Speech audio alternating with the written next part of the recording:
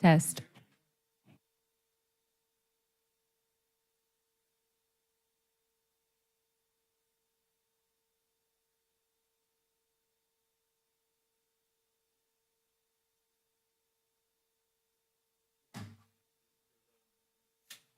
Okay.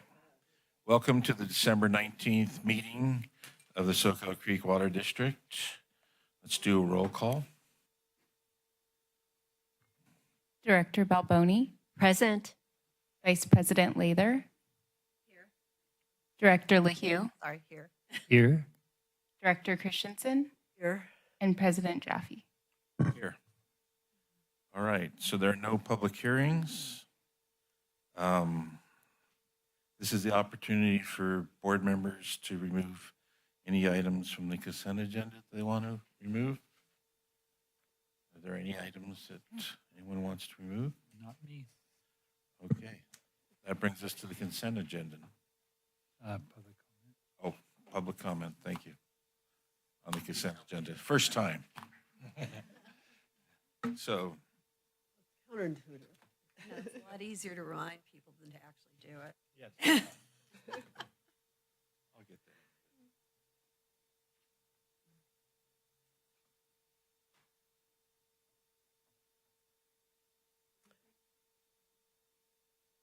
It's on. There we go.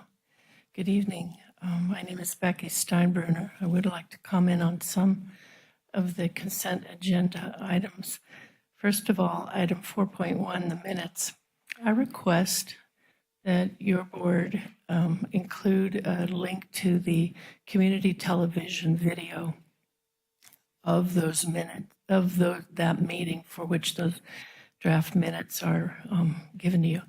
That will help the members of the public to review what was actually said and to verify the minutes are accurate and to learn more about what happened. So I request that you include a link to the community television government on demand. I have noticed that the links to the meeting videos on your website are often quite delayed in appearing, but you can get them the very next day or even the same day on community television. They do a great job. Item 4.3, the MOU with SEIU 521. I noticed that last time I had seen something in the financial report about in 2024 there would be a 5% increase in salary schedule. And after I finished speaking, it was declared that was misinformation.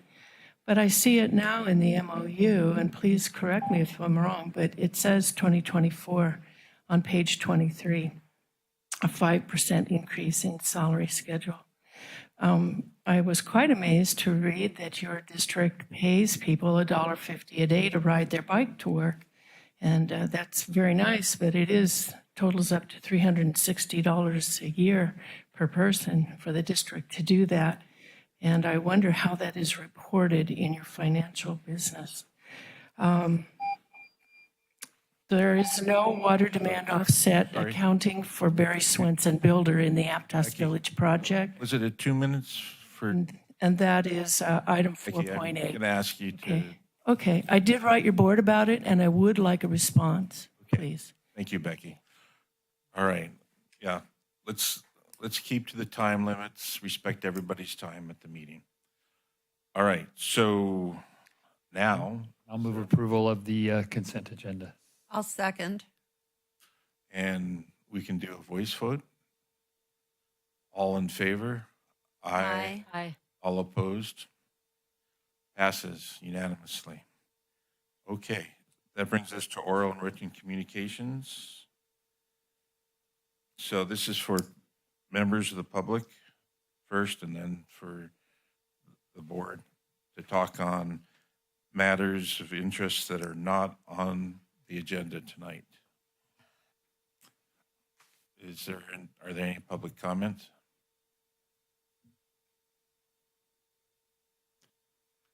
Thank you, Becky Steinbruner. I do note on the agenda materials in the separate,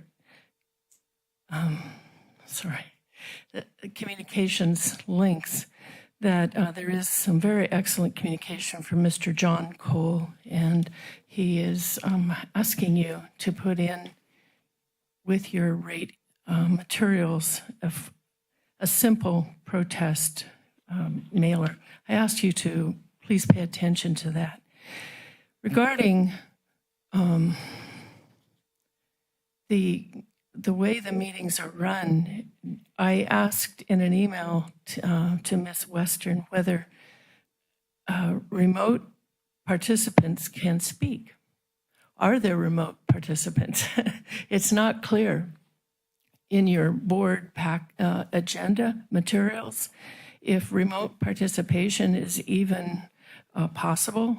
It talks about written communication guidelines, but nothing about remote participation.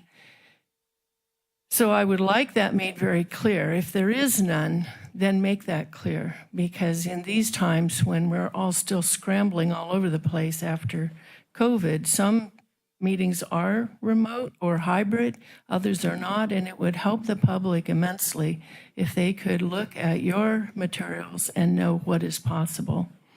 I didn't receive a response from Ms. Western. I am not able to drive at night anymore, and I'm very grateful that a friend gave me a ride, because otherwise I would not been able to be here or to present comment, I think. So please do that. And again, please put a link to the recordings to the community television. I want to, in closing, recognize, well, there is one more thing about the agendas. I request that you put hyperlinks on the agenda to reports. This was actually requested by Director LeHue of Santa Cruz County LAFCO, and Mr. Serrano did it, and it is wonderful because you can look at the agenda, you can click on the link and go right to the report or the item or whatever it is, and you don't have to wade through pages and pages, and some people do not have the computer ability to download large files, so please consider that. Now, in closing, I want to just say something good, and every time I go by the garden out in front of your office, I think of Vi, and she really was a great person, and I miss her, and I'm glad that garden is there to remember her. Thank you. Thank you, Becky. Does staff want to reply to anything? No? All right. Anybody? No? I just wanted to quickly report on the meetings that I attended. Is that okay? That is weird. That's perfect. Good. So on 12/12, I attended the Flood Control and Water Conservation Zone 5 meeting. It's part of the Board of Supervisors meeting. And we passed the consent agenda, and we approved a rate study to go forward for a possible stormwater fee. And that's it. If anyone wanted to report on the MGA meeting on 12/14, that might be helpful too, if anyone wants to do that. Anybody want to do that, or are there any other items from a director they want to? I actually just wanted to follow up on Becky's comments. I do think the easier we can make it to have links in the agenda for either reports or, links to the actual video, I think that's a good idea.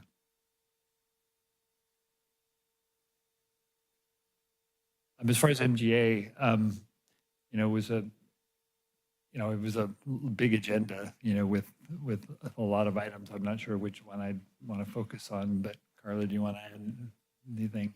Yeah, I was going to comment on the MGA too, because there was a big, just the other day, and I had the article in my hands and I left it at home on my rush out the door. But it was a huge article investigation on water and controlled groundwater and the slow pace that California had taken. But they specifically commented on some MGAs that are not as successful as our MGA. People are very respectful, civil, It was one up in Northern California where they were trying to control some farmers who had been overdrawing for decades, probably, or ever since they started regulating water. And the farmers' response was to sue everybody else. And they were carrot farmers, and it just really the contrast between what we experience here in this very cooperative environment for the MGA compared to some other places in California is just And, remarkable. and we're getting prepared to do actually already the 5-year periodic review of how we're doing, of the groundwater sustainability plan. So that was, we definitely made progress. We also gave a word of thanks to Rosemary Menard for all her help on the MGA. And, since I was on it from the very beginning, it really has been a very cooperative group, and it seems like it's going into the future well, so I'm all I can remember right now. And dealing with some difficult issues still to come. We have our own Metering. Yeah. And that's one of the issues in this larger thing. I'll be happy to provide the link to that article. It was just a few days ago, but I don't remember. One other notable thing, I think, just to mention real briefly, is the seascape area chlorides are increasing in the monitoring wells there, specifically SCA2 and SCA5. And so that's being investigated, and that's news.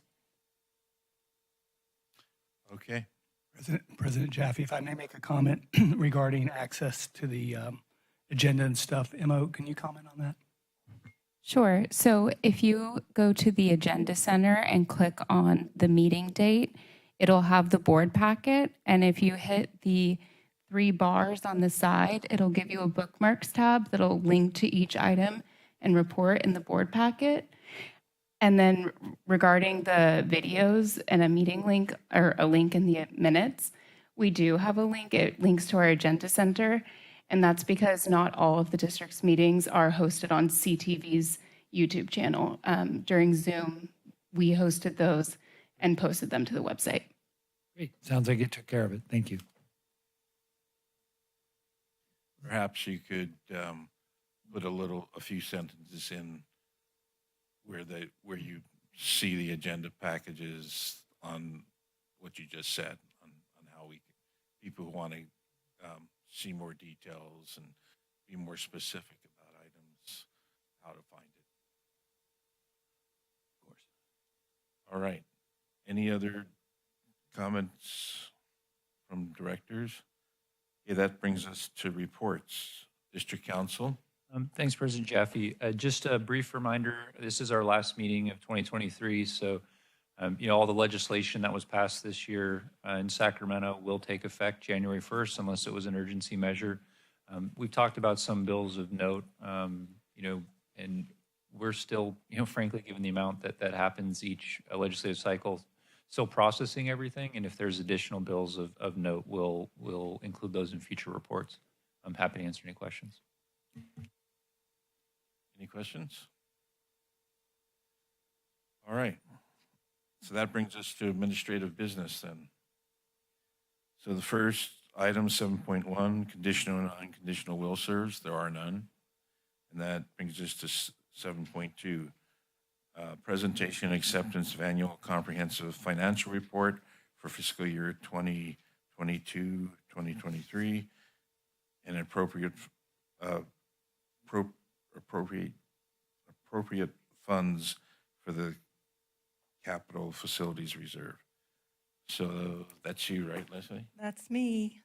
So I'm here this evening to introduce our auditor, Jonathan Foster, a partner with Davis Farr LLP out of Sacramento. And he's going to go ahead and give you the highlights of the financial statement audit. I would like to go ahead and point out real quick, because part of this is to appropriate funds for the Capital Facilities Reserve. And our Capital Facilities Reserve policy allows us to take any gain in unrestricted net position and allocate it to the Capital Facilities Reserve if we so choose. Once again, this year, there have been no unrestricted net gains in net positions, so we have no funds to allocate to the capital facilities reserve, just for information. So right now, I'm going to go ahead and introduce Jonathan, and I'll let him go ahead and share his presentation on the financial statements. Thank you, Leslie. If you'll excuse me, I'm just getting my voice back the last couple of days.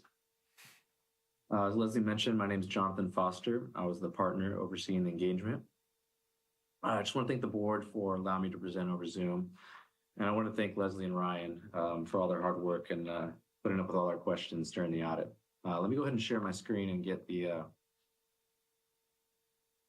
presentation started. Are you okay if I stop the other screen sharing? Yes. Yes. It's a little hard to hear.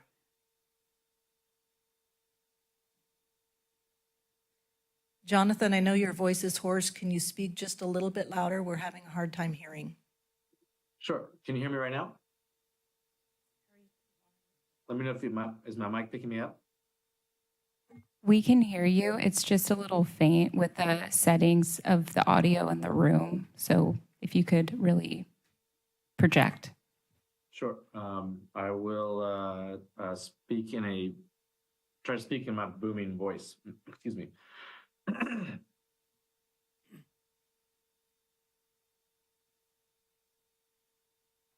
Let me know if you can't see the slides. The first slide up is the presentation of the reports we issue as auditors. The first is labeled the opinion in the basic financial statements. Now, this letter is within the financial statements that you have received. And within that is our opinion. We issued an unmodified opinion in the current year. Now, what that means as auditors, we did not have to make any modifications to the opinion. So an unmodified opinion is actually the highest level you can receive from an auditor's opinion. Jonathan, Jonathan, we're just, You're still on the first introductory title screen. and it's not in presentation mode. So we're seeing your future slides as well. Okay. Let me exit out. Oh, the unmodified.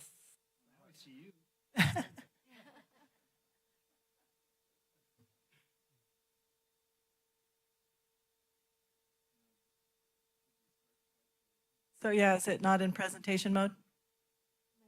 It is, but it's showing up on the other monitor, unfortunately. Okay. Let me, Melanie, there's a attempt to- PDF of his let me- slideshow on your computer if you wanted to present instead. We can pull it up for you here, Jonathan, if that's easier. Oh, there it is. No, That There we worked. go.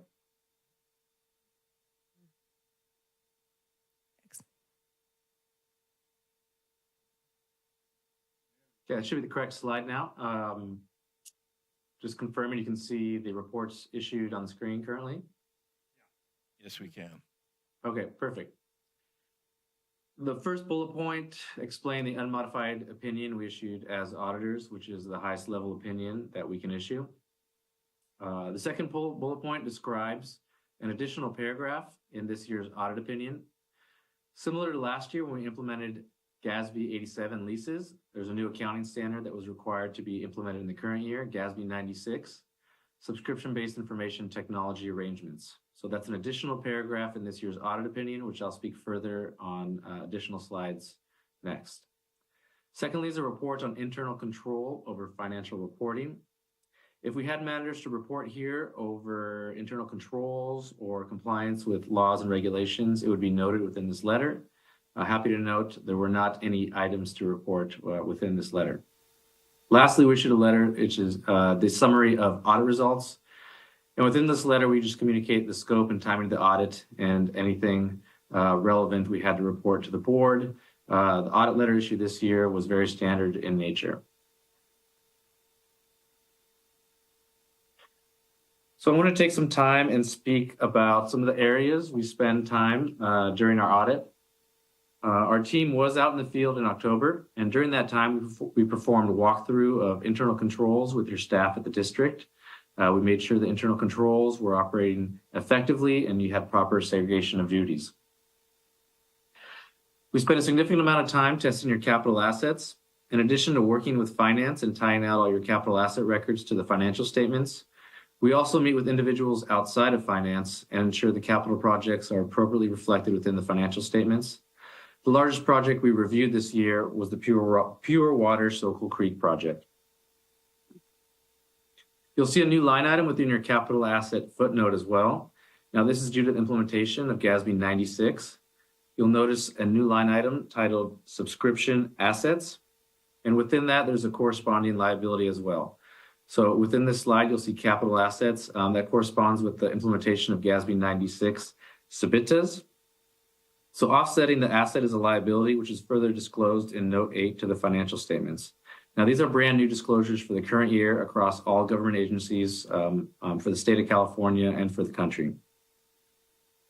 Your pension and OPEB obligations, we obtained third-party actuarial reports and made sure they're appropriately reported within your financial statements.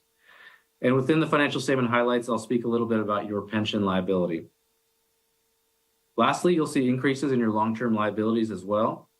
And what we do as auditors, we also confirm externally with lenders, meaning we send them what's called confirmations. We do that electronically with your lenders, and they reply directly back to us. So as auditors, we confirm externally outside of the district and make sure the amounts reported as long-term liabilities are actually true in fact.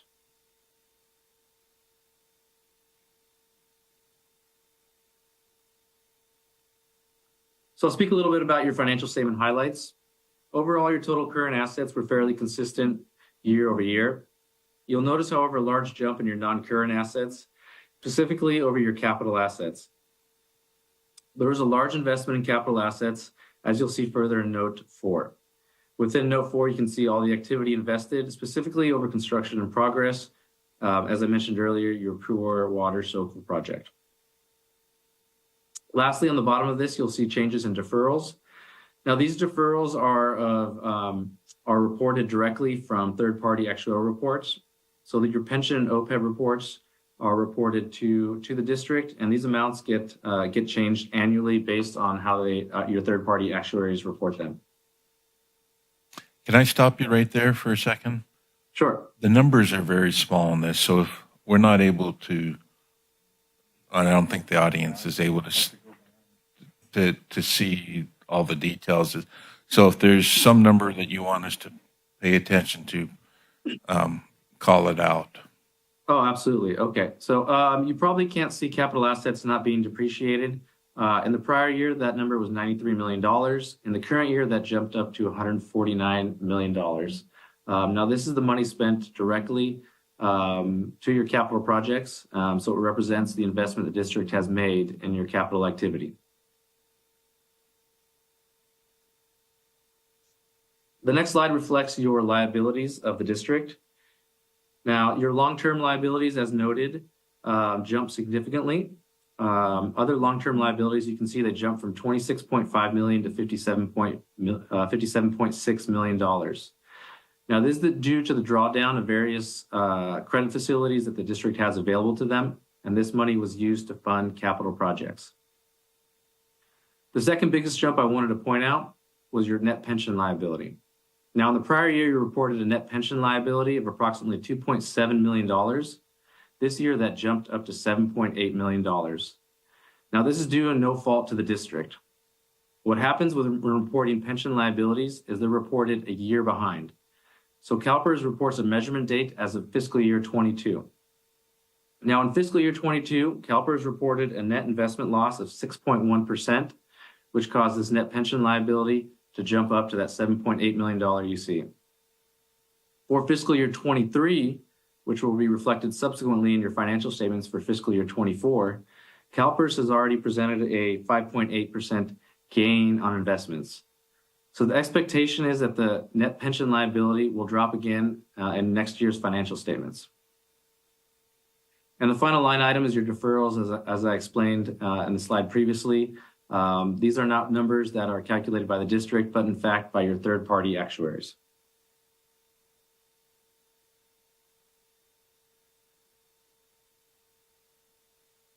The next slide represents your operating activity for the year.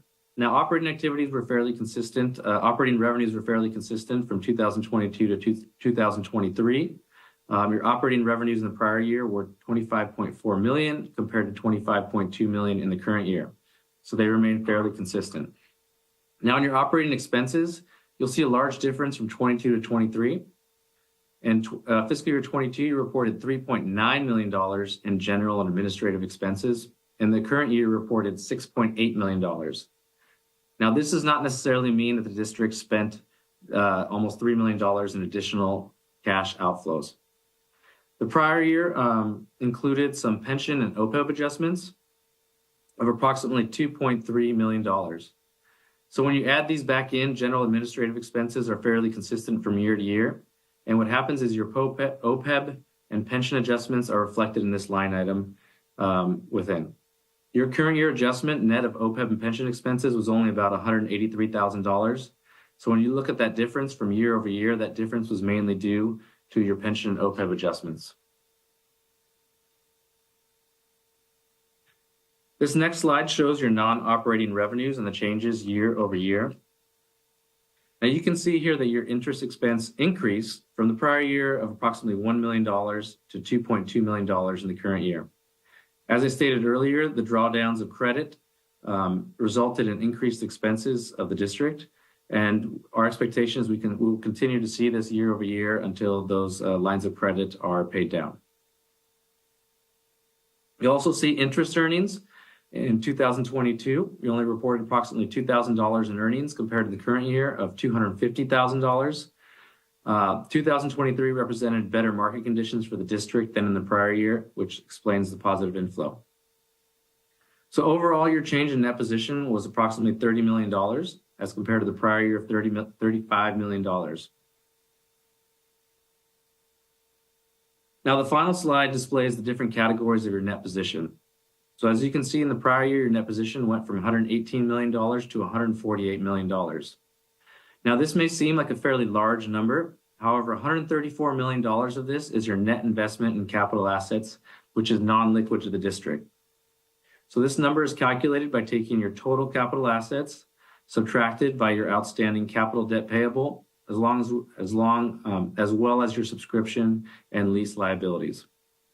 So $134 of this $148 million of net position is actually non-liquid to the district.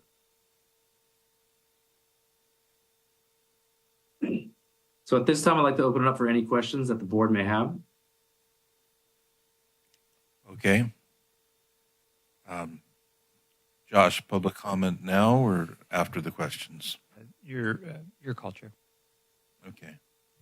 Well, why don't we have questions at this point? I think it could guide the public comment. So I will point out real quickly that in the board packet, there is like 102, 103 page document that is our annual comprehensive financial report. So it's available for anybody to look through. And there is a lot of narrative that supports the financial schedules themselves.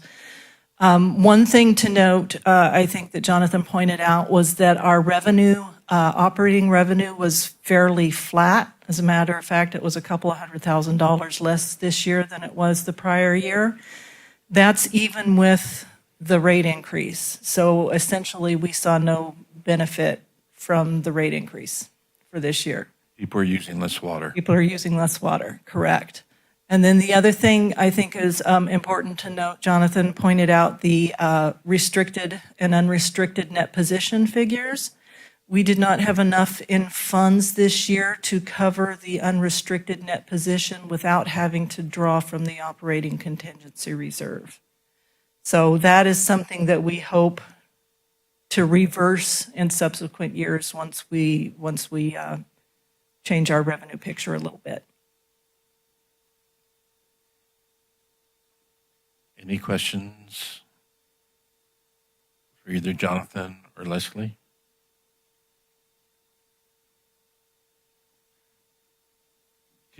Leslie, can you talk about some key numbers here that the ratios that we have to maintain? So we do have a minimum amount that we need to maintain in a debt coverage ratio, and that's actually highlighted in our debt covenants, our operating statements with our lenders. They require us to maintain a 1.2 debt coverage ratio because we never know when we're planning budget versus actual. We never know what the outcome's going to be until the year has elapsed. We give ourselves that little bit of padding by setting a minimum 1.7 ratio internally so that we've got that buffer a little bit and we don't risk falling lower. Did you say 1.7? 1.7 is our target. And I believe this year, Jonathan, it was 3.69, if I'm not correct, on the debt coverage ratio. So it dropped a couple of percentage points from the prior year. And that's because of our increased debt load.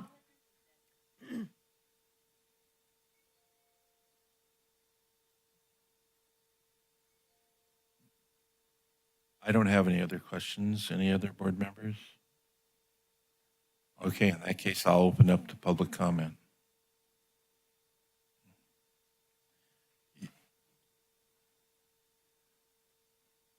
Two minutes, and please be respectful of everyone's time.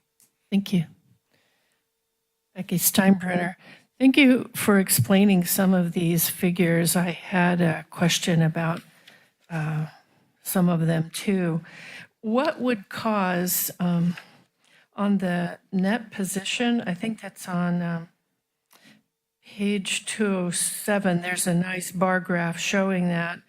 I think that's where it is.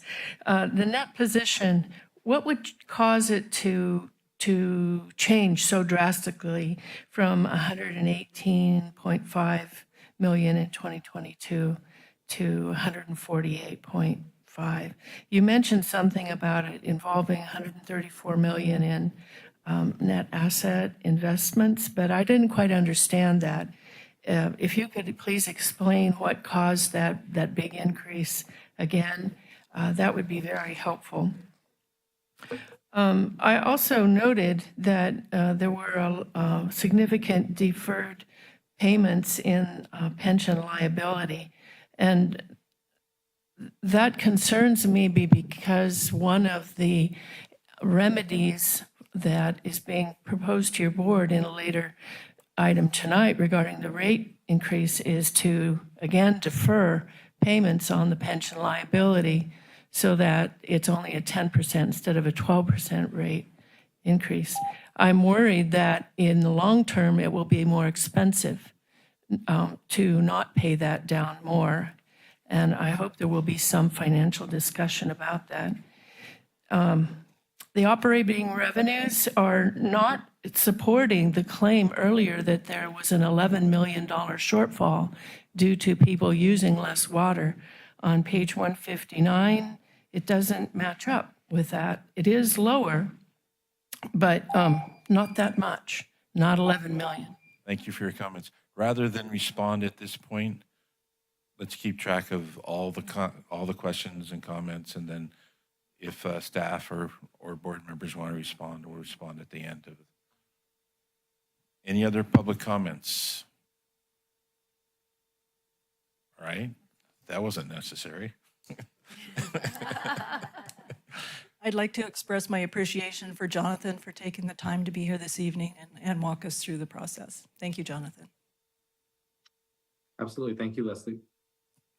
So do board members or staff want to respond to any of the public comments? Just also wanted to just briefly also thank staff for making it so we get another unmodified opinion by auditors, meaning that's the highest rating they can give us. So, that has to do with, doing a really good, clear job and making it transparent. And so I appreciate all that work. And then I want to see if I understand the difference between the 118 and 148. I think that's capital investment. Yeah, it's correct? investment in capital assets. Absolutely. Like So pipeline. a lot of the work that's been done in the interim on Pure Water Soquel at the Chanticleer site, the conveyance pipeline, Soquel drive main replacement, all of those big projects that we've been working on over the year have contributed to that increase in capital assets in that net position. It's not liquid assets. It's not available for us to spend. It is no. pipes in the ground. And, okay. No pun intended, right? All right. Any other comments from staff or board or questions, discussions?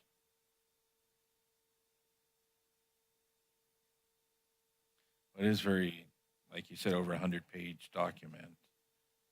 But there's a lot in there, and it sets the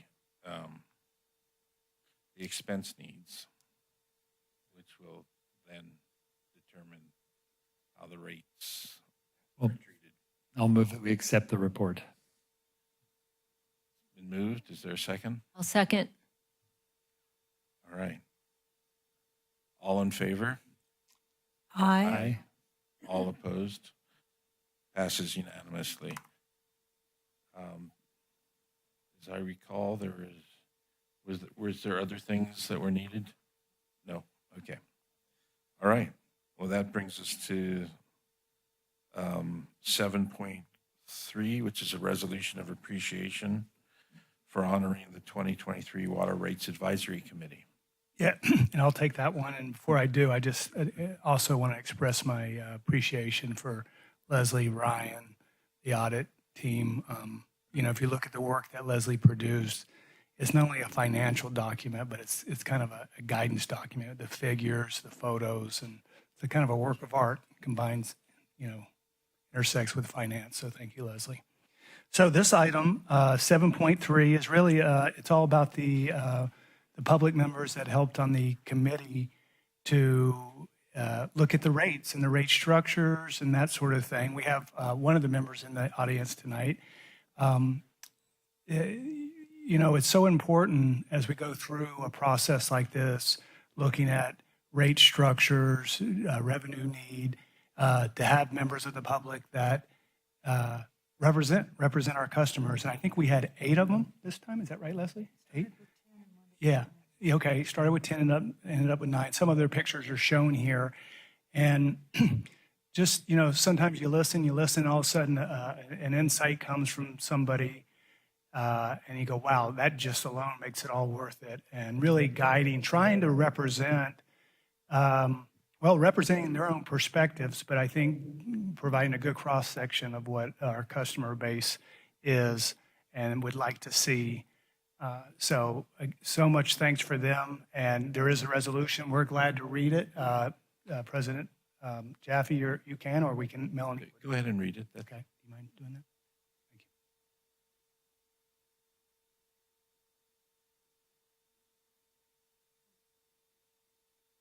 you. This is resolution number 2313, resolution in appreciation of the members of the District Water Rates Advisory Committee. Volunteer Community Committee members Ilga Clemens, David Schwartz, Thomas Pistol, Mike Conant, Karen Preston McCarthy, Danny Ward, Michael Gutierrez, who's here tonight, Michael Thornton, and Maureen Dwyer. The Board of Directors of the Soquel Creek Water District at its December 19th, 2023 board meeting made the following findings, recitals. Whereas members of the District Water Rates Advisory Committee are valued customers of the Soquel Creek Water District.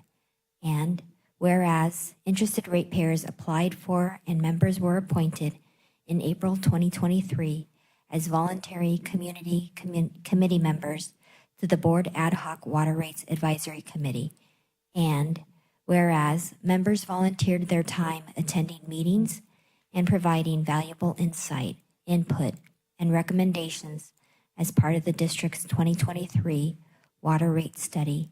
And whereas members are an important voice of the Soquel Creek Water District, offering a variety of perspectives of our ratepayer community and providing focused input to the Board of Directors on water rate structure and design based on options and objectives provided by the board. And whereas members have demonstrated a commitment to the Soquel Creek Water District and their community water supply. Now, therefore, be it resolved that we all join in extending our sincere appreciation for service as committee members to the following, and it lists the names that I just said previously: passed and adopted by the Board of Directors of the Soquel Creek Water District this 19th day of December 2023. Okay. Would anybody like to make the motion? Oh, public comments, sorry. Thanks, Tom. Okay, seeing no public comment, would anybody like to make the motion? Sorry, I'll make the motion to approve the resolution. I'll second. Moved and seconded. We have to do a roll call vote. That's what it says in the packet. Voice vote would be acceptable as well. All right, well, let's do a voice vote. All in favor? Aye. Aye. All opposed? Passes unanimously. And I want to personally thank all the members of the committee who put their time into this, and it's very helpful. Including, thank you, Rochelle and Carla, Oh, for your time. It was very interesting. It was great to meet everybody on that committee. They were really committed, very sincere, and asked really good questions. And so by the end of our last meeting, had very intelligent comments. Okay. And thank you, Leslie, too, because you provided a lot of information and the structure for the meeting, too. I don't know. Can I just say ditto? You can. So that brings us to 7.4, acceptance of Raftellus rate study report, executive summary. And once again, you, Leslie. Right? So, yep, we're here again this evening. We have Kevin Kostick and Melissa Elliott from Raftellus here to present this evening. We're going to start the presentation, however, with a quick intro by Melanie and Ron again, just to kind of set the scene a little bit for customers who may not be aware of the circumstances under which we're setting rates currently. And then Kevin will take it from there.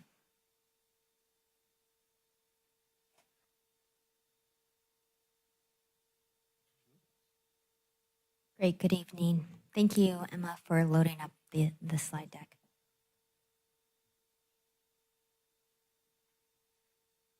I have the opportunity to kind of be the intro to the rate study presentations over the last couple of meetings. And again, I have a couple of slides to just kind of, again, reiterate and emphasize a little bit about who Soquel Creek Water District is, what we do and provide to the community. And then, of course, I think I'm going to have Ron join tonight and talk a little bit about the challenges that we're facing. So again, just as introductions, this is your team tonight if you have questions related to this item.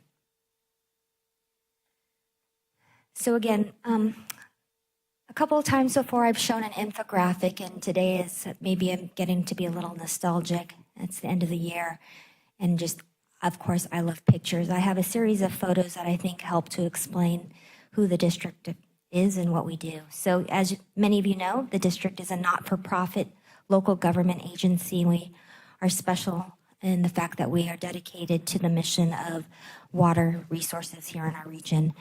Specifically, within the mission, it's to provide a safe and high-quality, reliable, and sustainable water supply to meet our community's present and future needs in an environmental, sensitive, and economically responsible manner. These are just some photographs of some of our employees that are doing their duty and working around the community.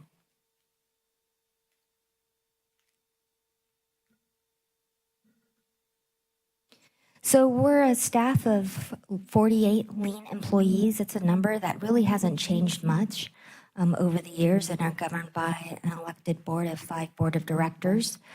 We oversee a lot of capital infrastructure here. These are just some photographs that I'm showing. This one here is showing one of our 18 tanks that we have throughout our system. We also have over 170 miles of pipeline, 20 production wells, 80 groundwater monitoring wells, and of course we have staff that also provides services such as sampling and water quality, answering telephones to our customers. And then, of course, we have a really robust conservation program where we did a lot of conservation water-wise house calls. We also have to provide water 24 hours a day, 7 days a week, 365 days a year, in normal weather conditions as well as inclement weather conditions. Just in this last year, you'll notice that we made national news when we had a creek in our community blow out with a storm drain. We lost a water line, and we had to put that community back into service. We also have just daily kinds of disasters that happen. This is where we had a fire hydrant down in Soquel Village get hit. And so in these kinds of situations, our staff has to also go out and mitigate and resolve issues. And then, of course, on that right-hand side is again, our crews putting in some pipeline. Ron, you want to hit on this part? Yes, thank you, Melanie. Well, you would think those challenges you just saw before you would be enough, but really the big one is sitting right here in front of us on the screen, and that is we have been designated as a critically overdrafted basin, one of 21 basins out of over 500 in the state of California. So it is the most dire designation you can get by the state. What that means is that we have to have the basin in sustainability by 2040. And it's a big task. Next slide. So seawater intrusion is our big challenge, our nemesis. And this map on your right shows from right there, that's our service area circled in yellow, and going down all the way to Monterey. All that red is seawater intrusion that has occurred. And down in Monterey, it's almost getting to Salinas. So it's about 10 miles inland there. Thank you, Melanie. 3 miles inland down up around Pajaro Valley. And then if you go up to our area, the question we always had is, we know we detected it at both ends of our district, right there and at the other side, but we didn't know where it was, where that red line is, until we flew that device shown in that picture. So the Danish approached us. We formed a technical advisory committee, and they flew it. The good news is it worked. The bad news is the determination was where seawater intrusion is not already detected onshore in our monitoring wells, it is right at the shoreline, about, just knocking on the door to come in and ruin our well field. And our hydrologist a while back, before we put in a lot of precautions and our board declared stage 3 curtailment, said it was just a matter of a couple of years if we didn't curtail pumping and manage it in a different way temporarily to try to slow it down. It would just be a couple of years before it decimated our main well field. So 2014, the board went into hyperdrive on that, thankfully, because we didn't have those results at the time. So now that we show that it's right at the shoreline, it's very fruitful that we did. And here's just another map showing the whole basin, the Santa Cruz Mid-County basins outlined in black. And again, the red represents seawater intrusion down under the earth in the aquifers that was flown by the Danish outfits. So next slide, please, Melanie. And, seawater intrusion and pumping, it's underground. It's hard to understand. That's why it probably has impacted the majority of the places, coastal regions of the world that rely just on groundwater. They've already had their aquifers contaminated. And I'd say the ones that haven't will unless they take steps like us.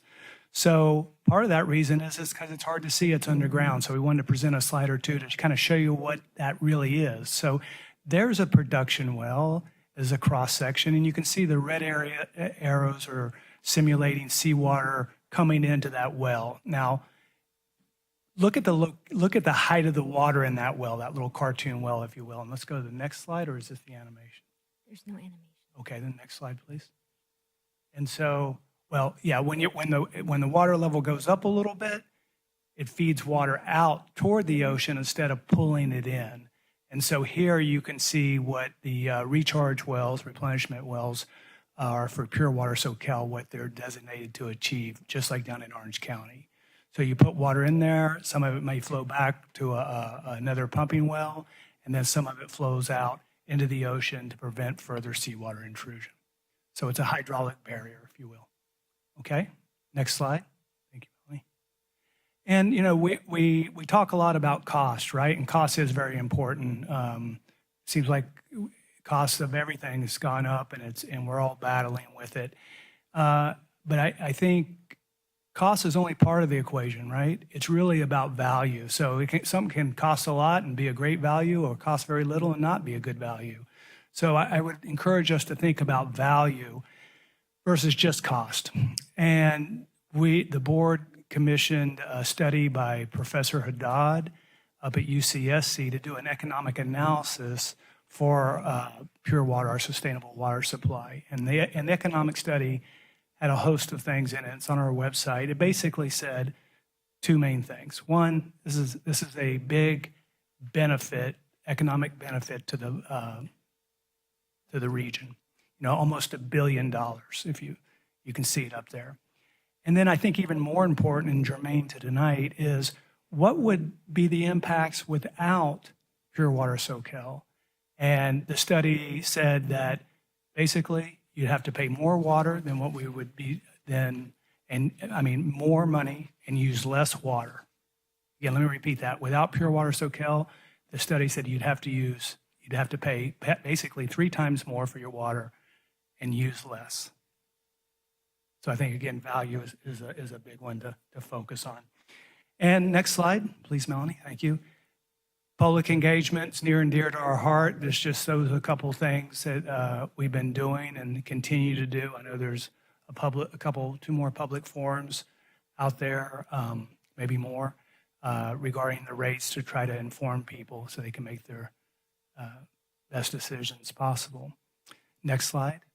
And we touched on this, but we intentionally had this in here. Again, we can't overstate the value of having public members working with our board members and staff to provide their perspective input.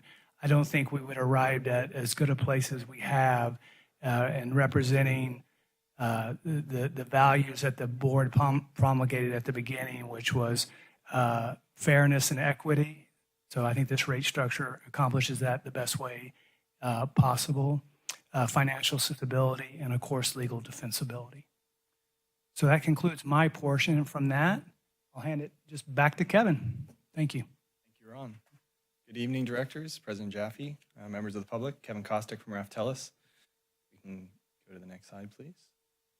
So we're going to talk about establishing rates, the data we use, the principles that guide our work.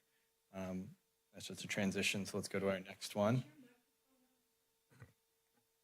Can everybody hear me okay?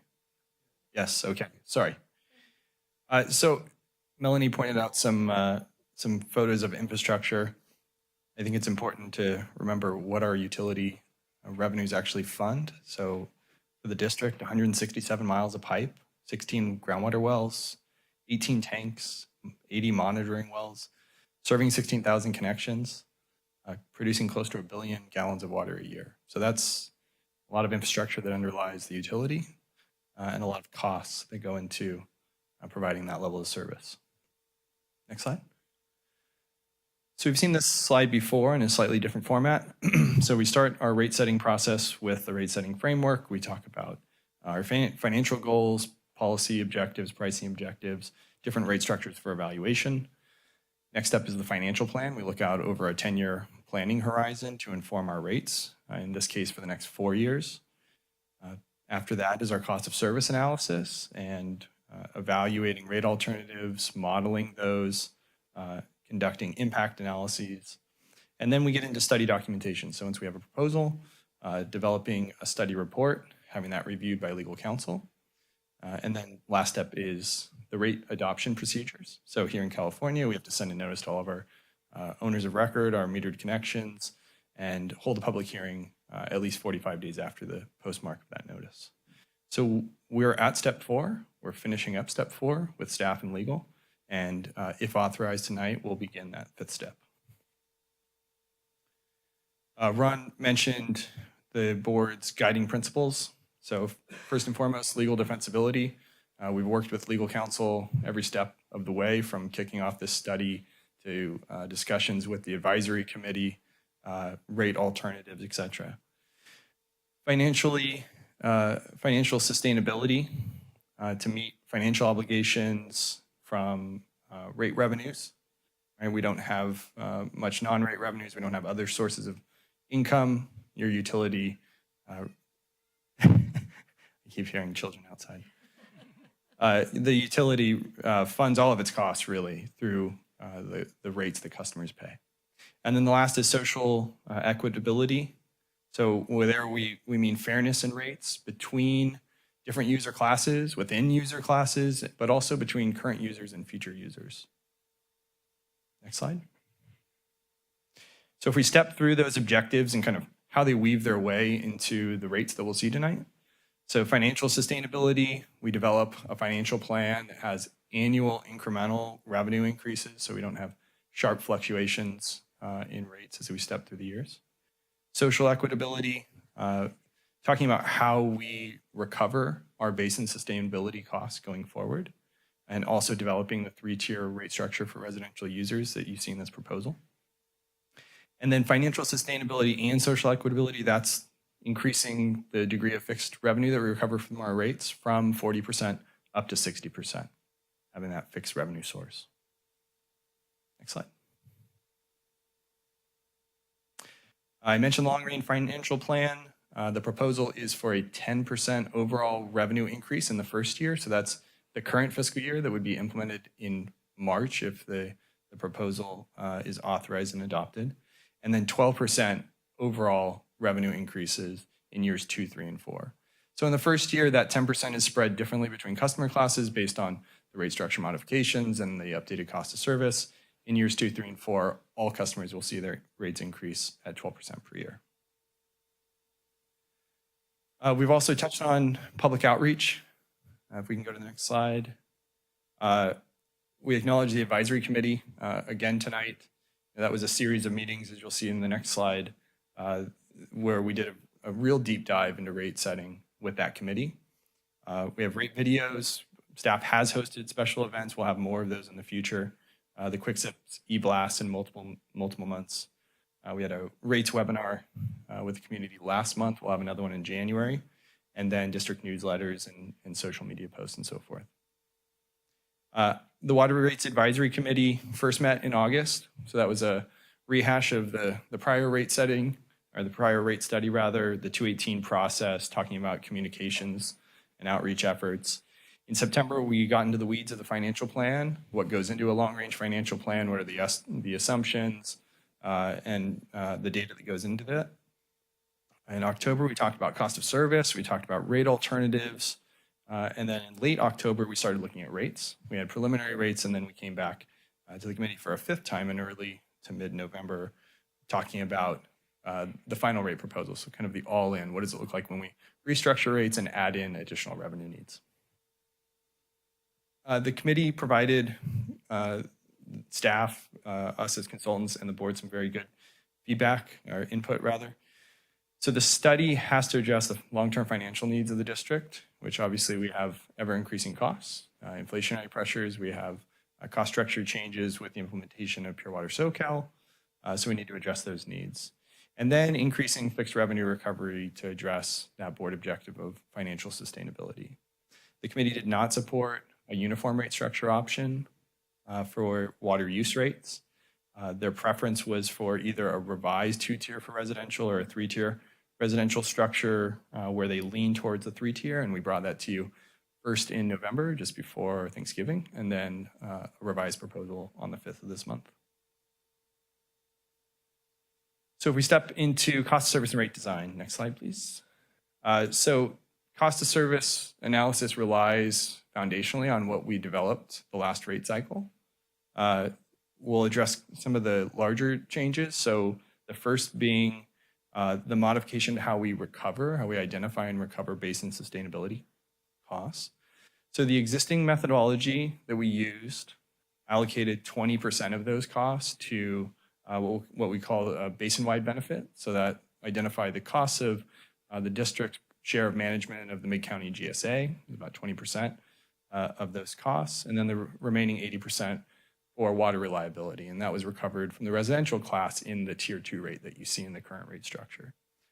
The proposal is to update that And the basis is to say, what is the basin-wide benefit as a seawater intrusion barrier versus what's the benefit of supplemental water for those users that require larger volumes of water, greater than what the safe field of the basin can provide.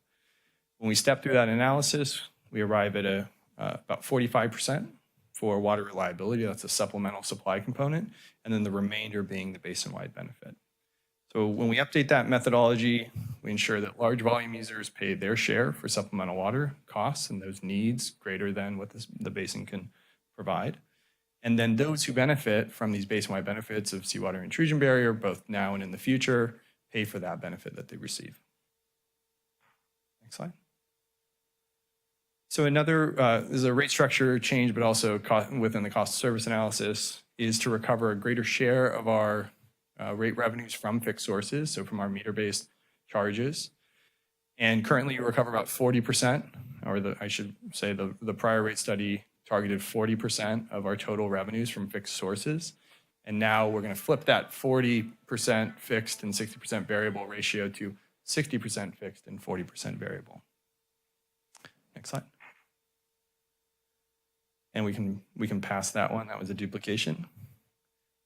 Proposed rate structure modification. So for the residential class, for which we have a 2-tier structure right now, the proposal is for a 3-tier structure based on the units in each tier that you see here. So tier 1 for residential would be up to 3.99 units per month, a unit being 100 cubic feet or 748 gallons of water. That basis is based on the average winter needs of your community, so it's a proxy for indoor use, and that's very efficient. Second tier and intermediate tier from 4 up to 7.99, looking at kind of peak summer needs of the residential class. And then tier 3 at 8 or above, that would be all water use greater than that second tier. So a new 3-tier structure. And if we go to the next slide, we'll compare the current and proposed. So again, the current structure, 2-tier, first tier at $9.10 per unit, and then we quickly jump up to $41.23. The proposal would update that. So now tier 1, the price for tier 1 basically stays the same, only up 6 cents, though the use in that, or the allotment in that tier rather, reduces from 5.99 to 3.99. Then we have an intermediate tier from 4 to 8 at $10.27, and then a new tier 3 again at $16.22 per unit of water. The next series of slides just show our final rates. So first is the series of fixed rates. So the first being meter-based charges for residential and commercial users, residential being both single family and multifamily. The kind of key one here is the 5/8 inch meter. That's where most of our single family connections are, and the majority of our connections overall are at the 5/8 inch mark. So you see the current rate there, roughly $52 up to a proposed rate of $80.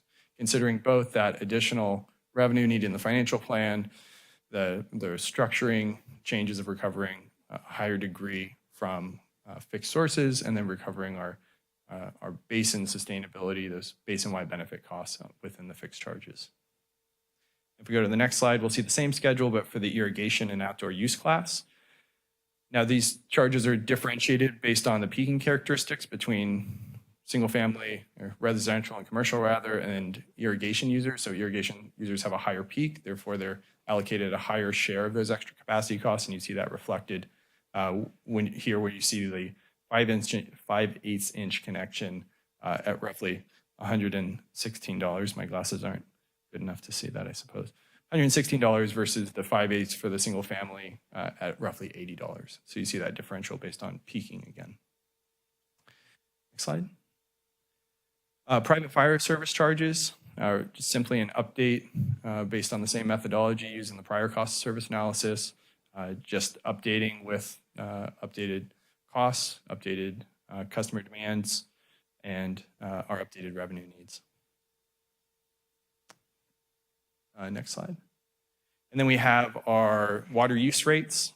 So again, proposed 3-tier structure for residential. So single family being 1 unit, residential, multifamily residential would be tiered per dwelling unit. You see the introduction of the third tier there under the proposed March 2024 column. And then in subsequent years, those increasing by the overall increase, so that being 12% per year. And then the uniform rates, we have commercial and irrigation, and those rates in fact going down in the proposal because we're updating our fixed charges to recover a greater degree there. So those charges in fact go down in the first year. And then lastly, water shortage emergency rates. We wanted to model these to have available to the district in the future, mindful that these are always discretionary, always temporary, but we're showing an illustration here for the current fiscal year. So this would be an illustration of year one, and simply saying that in shortage, we have reductions in water sales revenues. We have some degree of avoided costs. We also have some degree of additional costs in conservation and outreach, and basically trying to recover that net difference from the rates.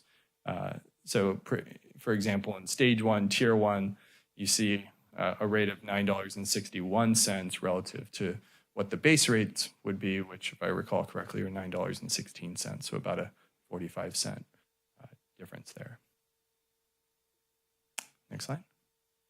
So as far as customer impacts, what we're showing here is a single family user at 5 units a month with a 5/8 inch connection. That's about the typical or average customer for the district.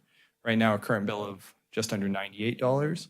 The proposal would see that bill increase to $127, roughly a $30 increase, 98 cents per day.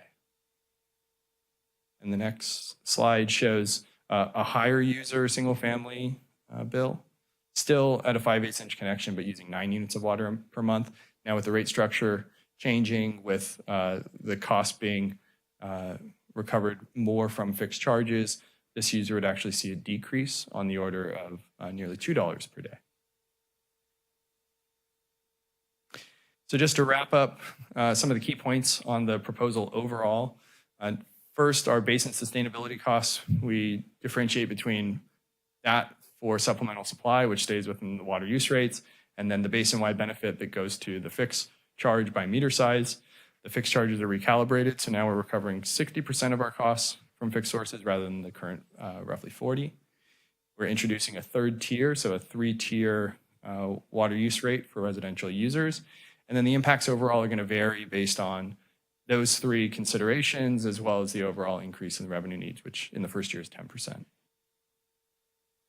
As far as next steps, our remaining meeting schedule, so we're here tonight on the 19th. If the proposal is authorized by your board tonight, we would commence noticing customers the first week of January. We have a rate study informational webinar scheduled for Thursday, January 25th on Zoom.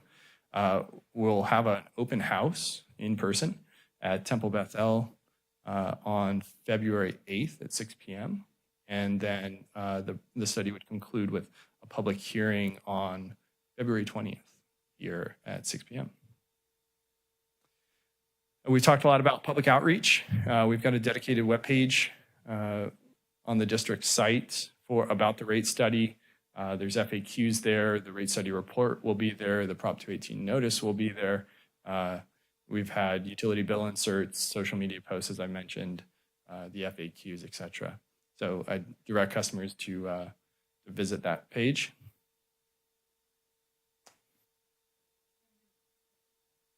I'm going to interrupt real quick.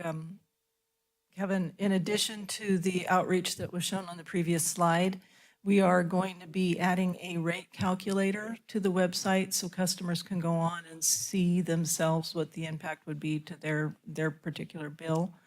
And then the other thing we're working on will be a bill insert going out in January to encourage people to sign up for that low-income household water assistance program. We'll add another bill insert on that. So those are some additional outreach items going out. So tonight, what we're asking the board to consider is to accept the draft rate study report executive summary that was included in the board packet and direct us to proceed with publication of the full rate report. also to direct staff to proceed with publication of and mailing of the required Proposition 218 notice, to authorize us to set a public hearing for February 20th to consider the adoption of the proposed rates, or you always have the option again to take no action. All right, thank you very much for the presentation. I think, again, if board members have any clarifying questions, we could do that here. It could guide the public comment.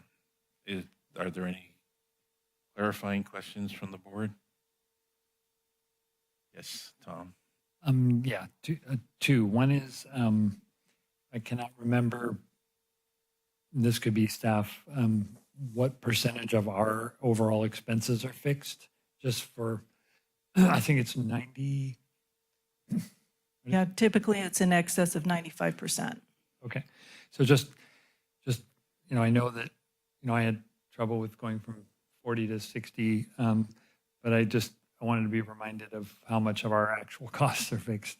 And then a question maybe for Kevin, even after rates are adopted, they're assuming a water consumption of like 2,600 acre feet. And I know the previous rate study used 2,900. And I'm just curious if water use did go up to 2,900 feet in the next year, how would that affect the need for a rate increase the following year? Like, I know you could go up to 12%, but like, I'm just thinking ahead and thinking, okay, well, what if water use is more than we expected? We don't know what the weather's going to be like. Who knows? And I was just thinking, if we're maybe ahead of the game, then we wouldn't have to raise them. But I just wondered if it was up to that 2,900, where would we be, do you think? I wouldn't want to put a specific dollar figure on what that additional 300 acre feet would be. But I'd say that the reminder is the rates that you notice are always a maximum. Right. You have the discretion to implement something lower. And so you could direct staff to evaluate the financial plan and basically an annual update at that point to say, well, do we need the full 12% or can we live with whatever it is, 8% or 9%? I guess, that would be on an annual basis rather than kind of revisiting years 2, 3, and 4 all at the same. Right. I meant annually. And then annually, correct. Yeah, I believe when we ran the financial model the first time, we looked at 2,900 acre feet as a possible, as a comparison scenario. And it was an 8.5% increase at that time. That's correct.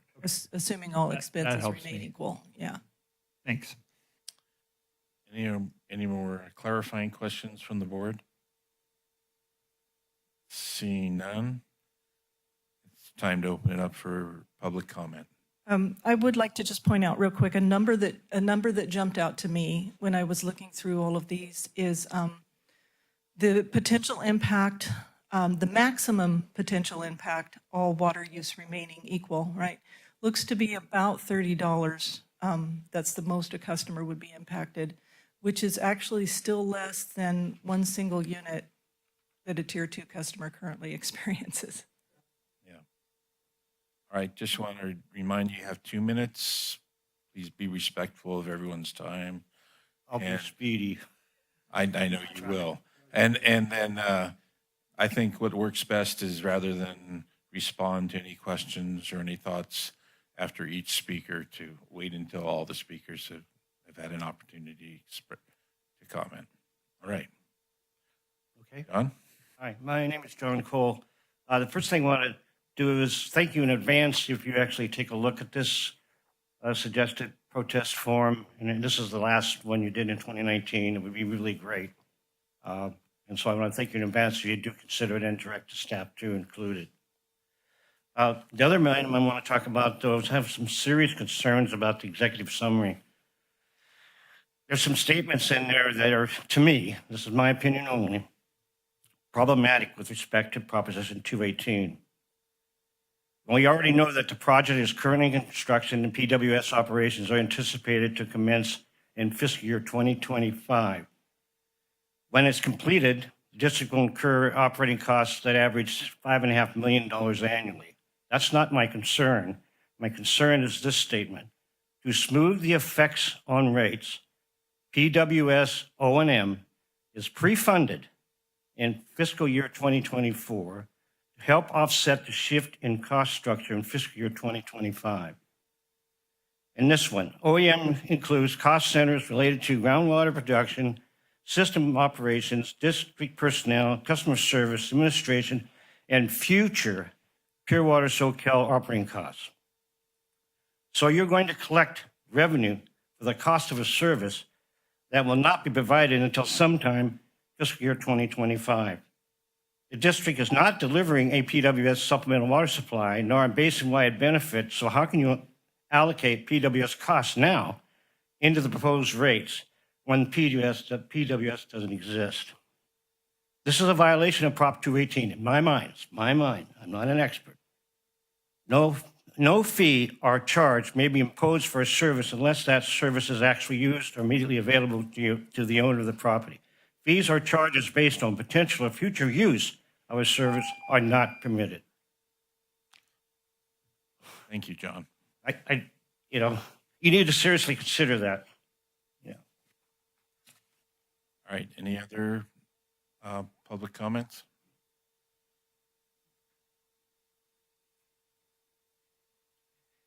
Thank you, Becky Steinbrunner. First of all, I think that this item should have been a notice of public hearing because the way it is described in the agenda does not really allow the public to know that the discussion and the approval of a rate increase is even part of that agenda item. So it has not been, in my opinion, properly described to pique the public's interest in coming, and it should have been a public hearing that was noticed. Prop 218 requires for rate increases that the need be clearly relayed, be justified, that it is needed, and what the expense is, and the proportional cost of the service is spread to those who are going to be paying for it proportionally. I don't see that explanation made very clearly here. For example, what do you mean by basin sustainability? That is not a clear term in dollars and cents. How much money are we talking about? We have heard in the past an $11 million shortfall, but I don't hear that now. So it has to be more clearly described and justified to the public. I also want to point out that at the Mid-County Groundwater Agency meeting last week, Georgina King said the basin's doing pretty well. I just want to leave you with that. I want an explanation of the 55% basin-wide benefit and the 45% water reliability. How was that determined? These seem like numbers that were just kind of thrown out. And then at the end, there was something mentioned, 60% of it would come from the big users. I'm not hearing any justification for these figures. Thank you. Thank you for your comments. Any other members of the public like to comment?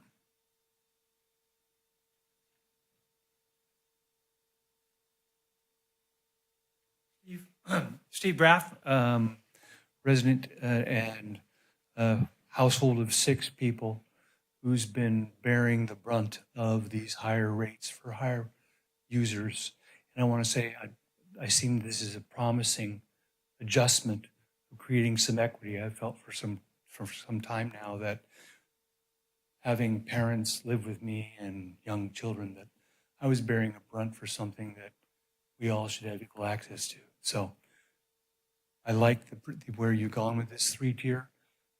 It looks like there may be some relief that I'm hoping for because I could not take any more in the other direction, being a household of 6. And I don't think my situation is unique given the need to have higher density living. So thank you for the effort that was put on this. Thank you for the presentation. It was informative and helpful. Thank you. Any other members of the public? Merry Christmas. My name is Michael Gutierrez, a resident here of Aptos for 20 years. I have just one in my household, but I've got a big lawn. I took notes and stuff like that. I'm not going to read it. I'm part of the water rate advisory committee. I had the privilege of working with a lot of people. It was well thought out. I'm a water drinker, but I'm not a water expert. I feel that it was based off of transparency, equity, and sustainability. I'm on a fixed income fighting cancer. But as I look forward to the future for my son, my grandchildren, I want preservation of water. As Ron said, it's about value. And I value water. And I value the team that was assembled. I learned a lot. I'm an executive from a previous life.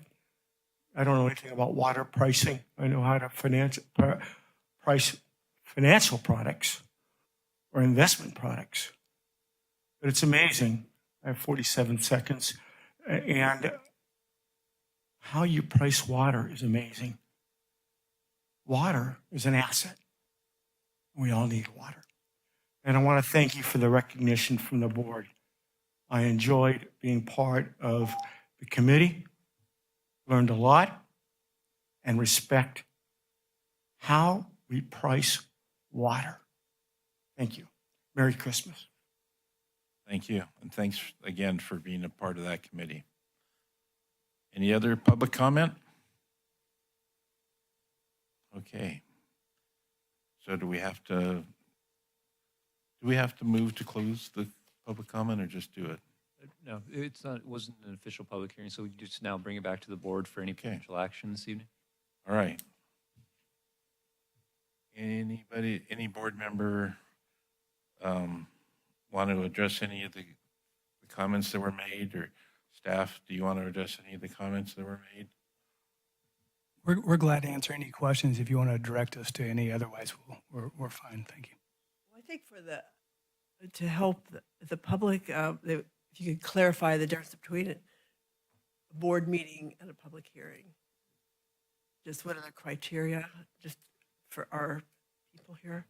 Yeah, I think that's an important point on that. So Prop 218 has very specific procedural requirements, and one of those, and the most important one, is that before the board moves forward with increased rates, we're required to have a public hearing, and for customers to receive notice of that public hearing 45 days in advance, as well as an opportunity to file written protests. And if we get written protests from a majority of affected parcels, we can't move forward, otherwise we can. That's not what we're doing here this evening, right? We're just starting that process to approve the executive summary of the rate study and to authorize staff to issue the Prop 218 notices. We spoke at the last meeting about how we are really going above and beyond and doing things that are not legally required. And this is another example of that. So under the law, it would be legal for staff to simply send out the 218 notice and finalize the rate study without bringing it back to this board for adoption. But we know, the standards that you set us to, and the importance of making sure that the public understands the need for this rate increase, and also all the hard work that went into it. And so that's why this is before you this evening, and it does not require a public hearing. Thank you. Thanks very much. And I wanted to go back to the $11 million that. Could you get closer to the? Oh, sorry. I would like to go back to the $11 million shortfall. It wasn't a net loss.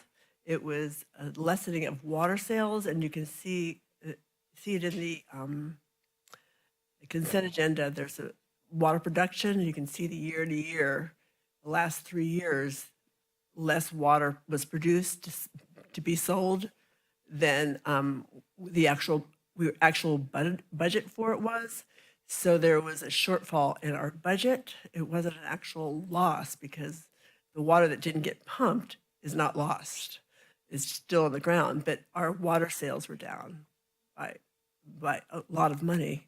And it didn't, in this report, you only see the 22 figures, and that is not $11 million worth of water, but it was a progressive year-to-year decrease in water sales. Board Member Christensen, we actually have a slide that we developed a little while back that we can illustrate that point if you'd like us to show it. Yeah. So, Emma, do you have that? Oh, you have it here? Okay, thank you. So just in graphical form, what was said there at the top is trends in water use. I think you put this together, Leslie? Yeah, what this is showing you is the trends in water use over time from 2004 through 2023. And you can see how that water use has decreased. So when we compare the revenue we collected against what the revenue we expected to collect in the last rate studies finance plan, over the 5 years, we've come up with a cumulative shortfall of $11 million. It looks like that's really in the last 3 years. Yeah, basically a lot in the last 3 years. Which made it, I mean, the logical thing would be is if it were a long-term trend, you would have to raise rates to cover that shortfall because the costs, as previously discussed in this meeting tonight and other meetings, we have fixed costs, and those costs are 95% of the cost of bringing water to the customer. Just to make it clear, the blue bar is projected and the red bar is actual. So we sell a service, but it's priced as a commodity. And that's where water gets so difficult. And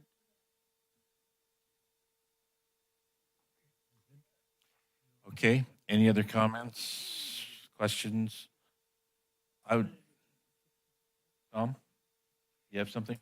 Just, I was, one of the biggest things I wanted to see happen with these next rates was to make it fairer for people who happen to have larger families and just not as big a difference. It really bothered me, the big jump in tier 2 for some people that just had no choice in who was living with them. And so I think, even if I don't like everything about the rates, I do like that. I think it's much more fair across the board. And I feel like, I think everybody contributing to maintaining our basin sustainability is important. And I really wanted only to have 50% of the, fixed costs. But I do understand with 95% fixed costs that it's just going to make it much more, financially stable. So hopefully we won't have to, I'm still hoping we won't have to raise rates as much as we're setting them now, but I appreciate achieving that one goal that I wanted to see happen. Thank you. Jennifer or Michelle?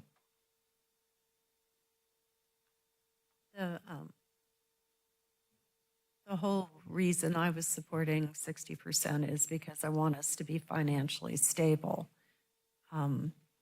We do have to look at water use because at some point, but above a certain level, we shouldn't be allowing it to be cheap and easy for really high water users because they're depleting our groundwater if we encourage that. But I didn't want to. I know some people would like it to be 50 for that reason, and then the 3 tiers is what we were looking at because we wanted it to be more equitable for people that have larger families.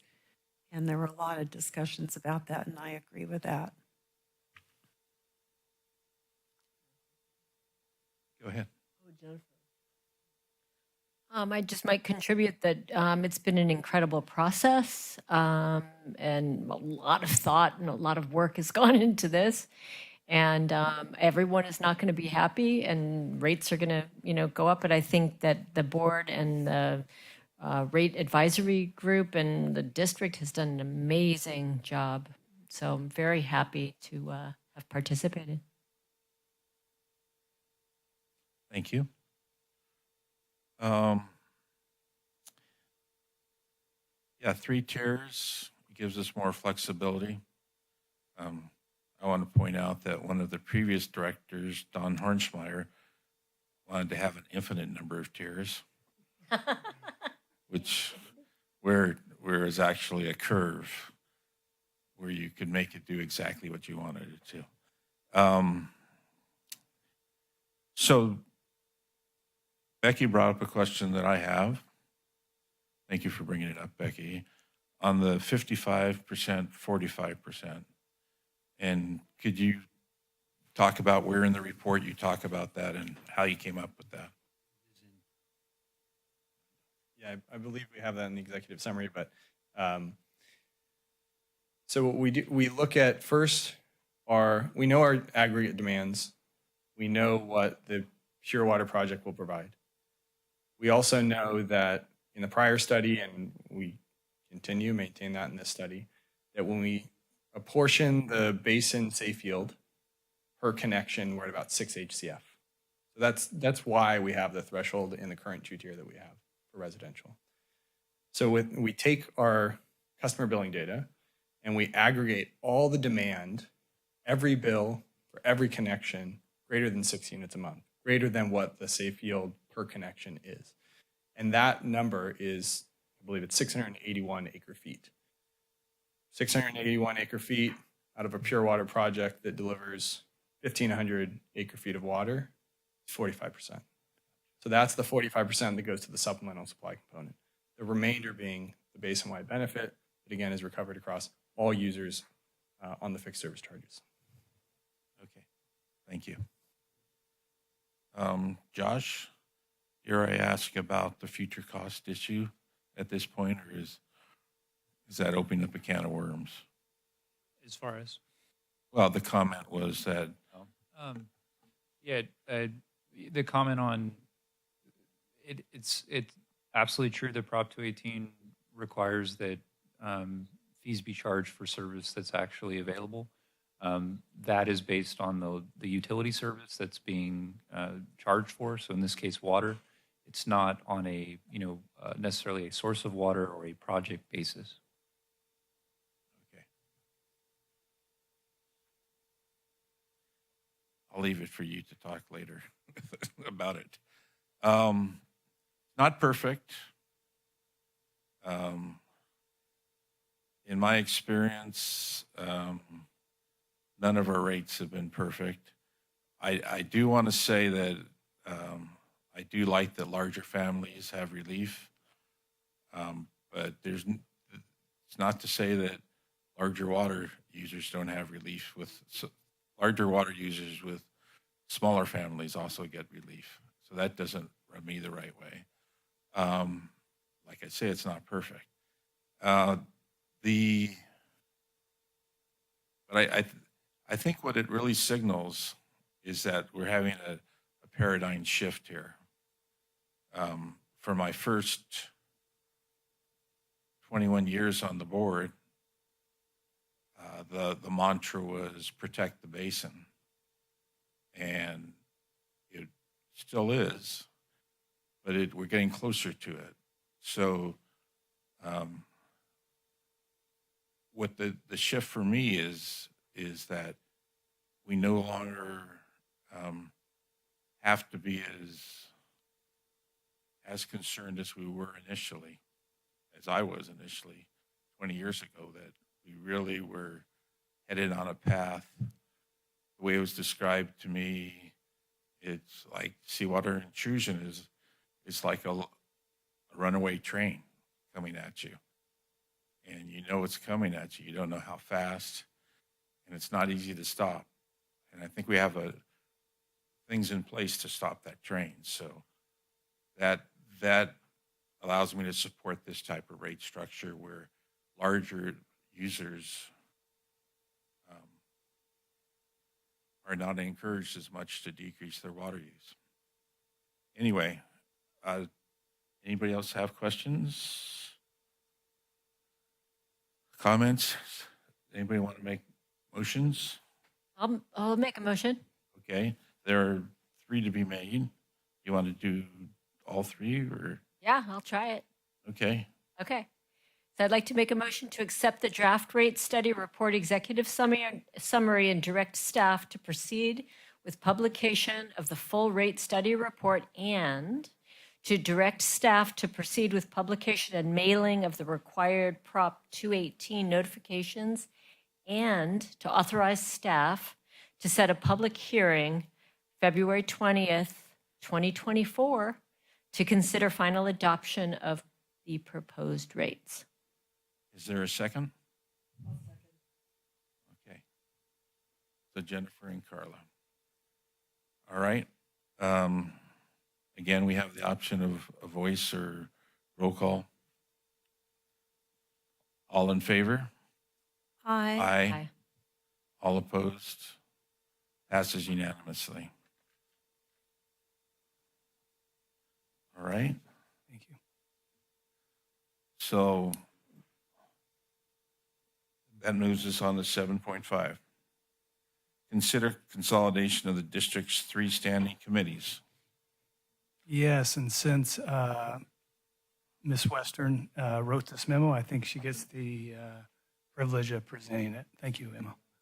Yeah, so this memo is presented as a follow-up to an idea that we discussed briefly at the last meeting, and that is to consolidate the district's 3 standing committees into possibly 1 or 2. So, Melanie, if you could scroll down to the next page, it'll show the options that we came up with preliminarily. And this was based on some board feedback that we had gathered. So option 1 is to consolidate from 3 to 2 committees, and that would be to combine the Water Resources Committee and the Public Outreach Committee, and then leave the Finance Committee as is. You can see the details up there. We came up with a possible title, and we would say to consider meeting bi-monthly for the combined committee and then continue meeting quarterly for finance. Option 2 is to consolidate from 3 to 1 committee, and that frequency would be bi-monthly. The meeting duration would be to increase it to an hour and a half. And there's a possible title that we threw out there, I think, at Dr. LaHue's suggestion. We also discussed Director Balboni's idea about the youth serving on a committee, and we feel like that discussion is really important and kind of stands alone from this one, so we would like to come back at a future meeting to discuss that by itself.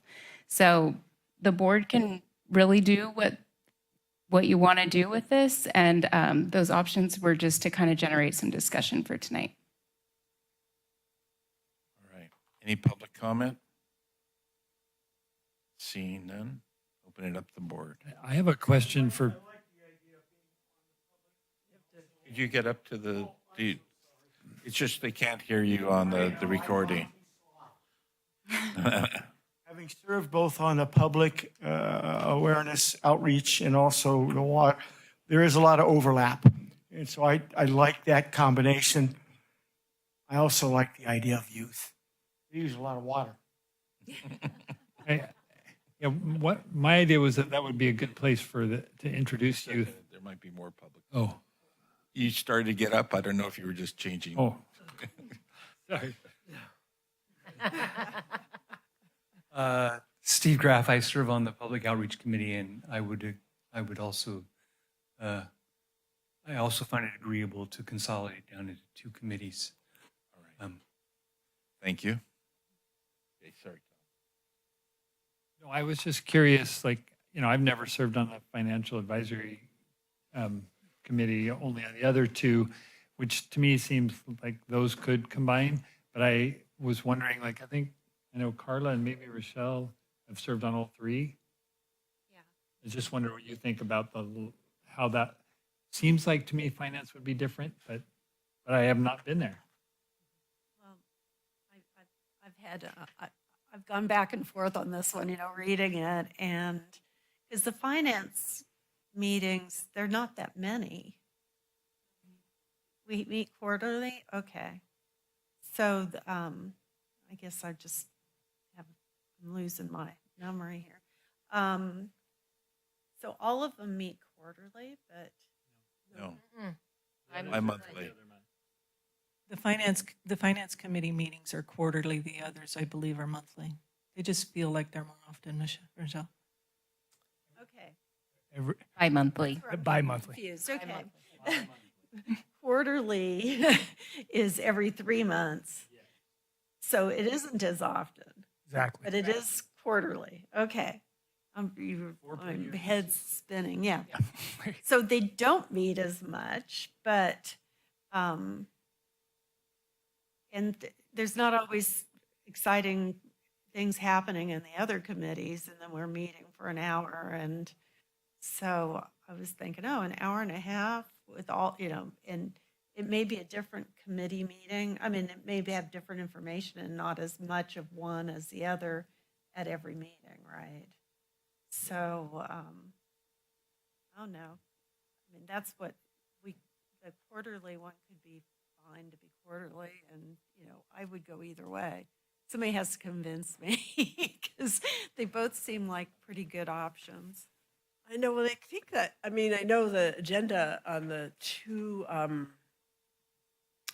the WRMI and the public outreach committees are similar.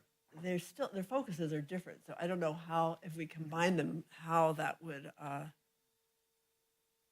add to the, and I say having helped with the selection of the participants of the committees the last time we had people join the committees, it seemed like there were some specific specialties and specializations in direction. Some people were more interested in infrastructure, others were more interested in outreach, and then, of course, our finance committee has moved. The membership has moved a little bit, but they were focused. They were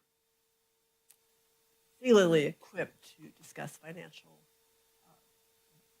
assessments. So, I don't know. I think it's a good idea, but I don't know. We might destroy some of the give and take that is a hallmark of the committee meetings. One thing I was thinking, I got an intimation maybe from your comments in here, just that if you did have just one committee, say it was met 6 times a year, you would still have, probably you could focus certain meetings on certain topics so that it's not just the same each time. Like you might have 2 a year that are really focused on finance or, whatever. I don't know how that would work, but probably the easiest transition is to just combine the two and leave finance separate, but yeah, graduation. So is the goal to get more people at a meeting by having it combining the two groups? I guess that was the original thing because the groups start off larger, and then I think because we've had to cancel meetings and things like that, the scheduling, we've had people drop off. Are you serving cookies? Last meeting? We did, yeah. You missed it. Gales, actually. If that would bring them in, I would definitely do that every meeting. So I promise that. But I hear what there's could be some differences. I get with the type of person who would join the outreach and the type of person who would join the water resources management and infrastructure. But there might be some people, who want both. So as long as the agenda is clear, then people could decide, whether they attend or not. They always can decide. I have an insight.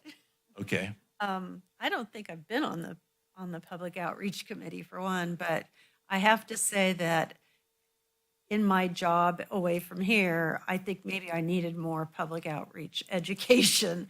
So for water, for water resources and the projects, it may be a good thing to mix them because they are interrelated. And I think sometimes the people that are interested in the water resources side just don't get that you really do need the public outreach to make it a successful project. So maybe May I make a suggestion as well?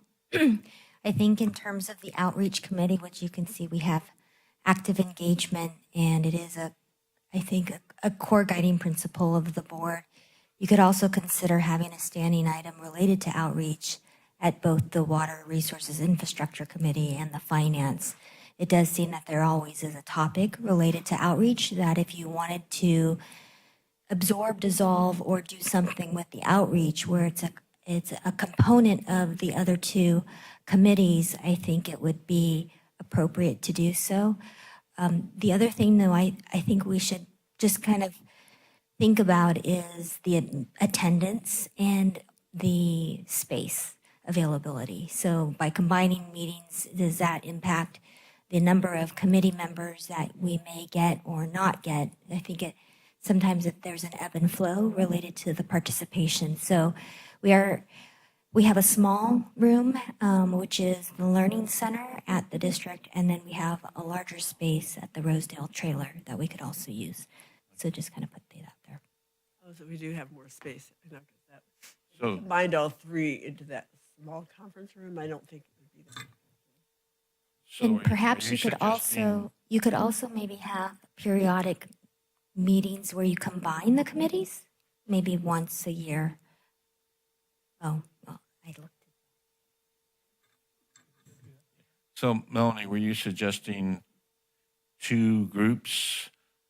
One with the water resources and infrastructure / outreach, and the other Finance, business Finance / services, and outreach. outreach. Interesting. Okay, so what I think is, after giving it careful thought, I think that the Public Advisory Committee, 3-in-1, would be really cool going forward. And this is why I think so, because it's possible that people really need some extra financial education, even though they might not really want it, and it would create slightly more well-rounded, educated participants.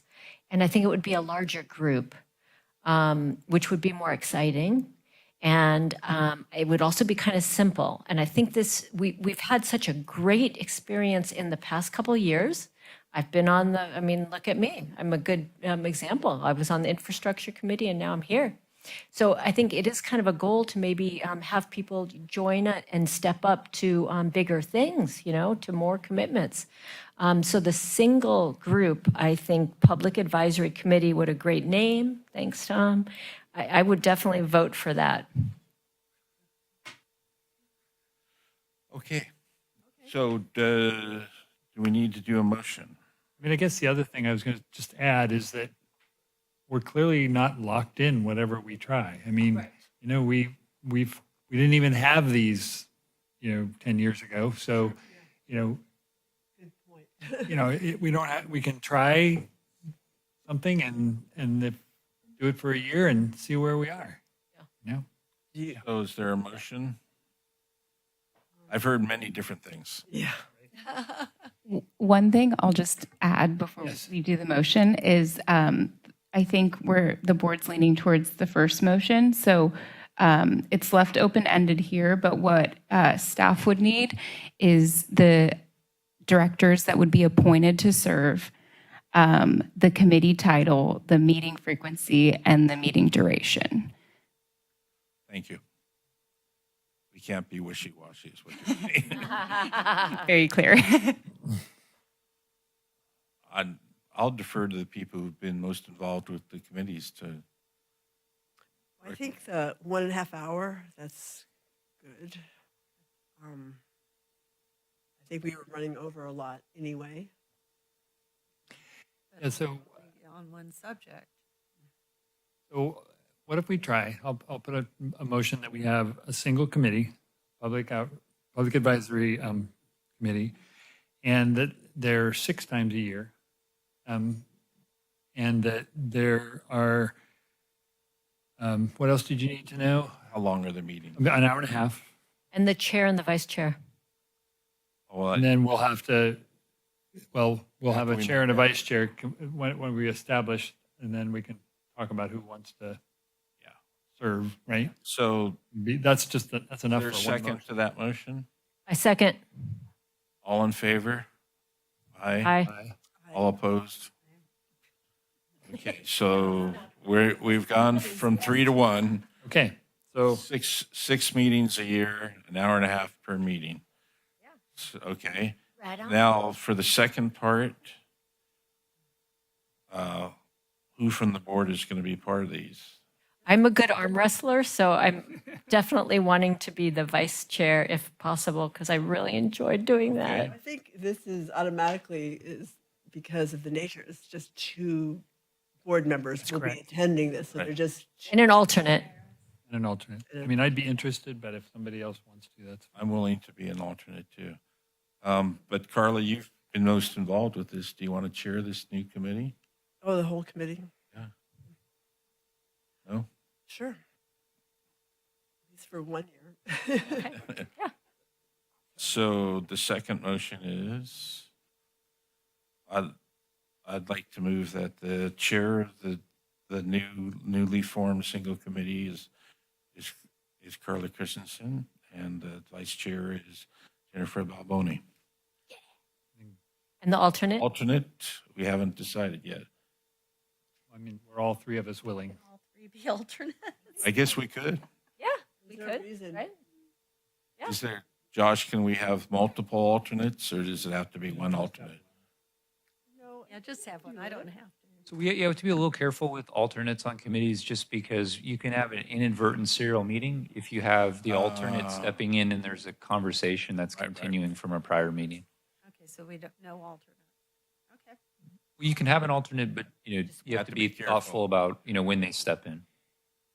So, Tom, you expressed an interest, and Rochelle. It's fine. So it sounds like, and I'll add Tom as the alternate. So, Carla, second. Chair, Vice Chair Jennifer, and alternate Tom. And the second, Second. all in favor? Aye. Aye. Aye. All opposed? No, no one. So that passes unanimously as well. Can we meet at the same time as the WRMI committee Tuesdays at 4 o'clock? Those Yes. are details to be worked out. That'd be great. We'll work with the chair and Okay. vice chair. Thank you. So now we're, It does depend on the availability of the chairperson and also the consensus among the people who would Sure. like to participate. Sure. Actually, And then we'll So have we- to at the end of the day, it's actually. ask for, we have to also get public members. So the process for, advertising and talking to people and Yeah. So the idea is to invite all of the current public members, since they're serving through July 2025 at this point. So that'd be perfect. yeah. all right. So we have closed session, correct? Any public comment on closed session? No? All right. Thank you. Guys, Merry Christmas. Yeah. welcome to the new committee. The public advisory. Carla's cookies, yes. I'm a little bummed. No cookies for me.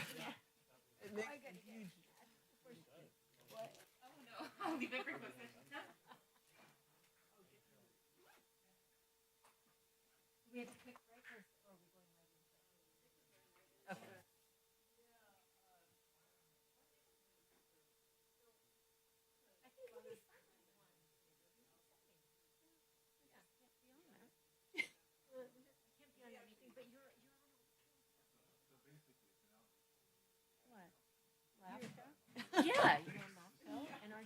So I get to sit and listen to Becky for another 20 minutes.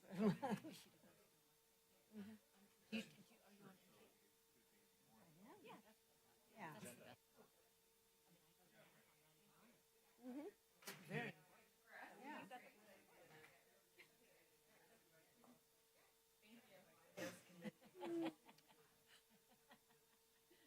You must be a very good mother.